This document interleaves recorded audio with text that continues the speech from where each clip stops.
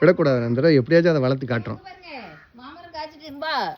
என்னம்மா அம்மாக்கு கொடுக்க புரியம்மா? எதை எதை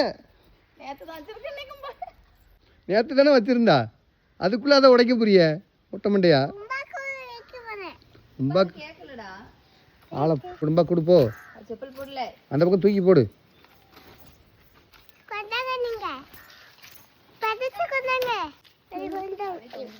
போ போய் கொடு.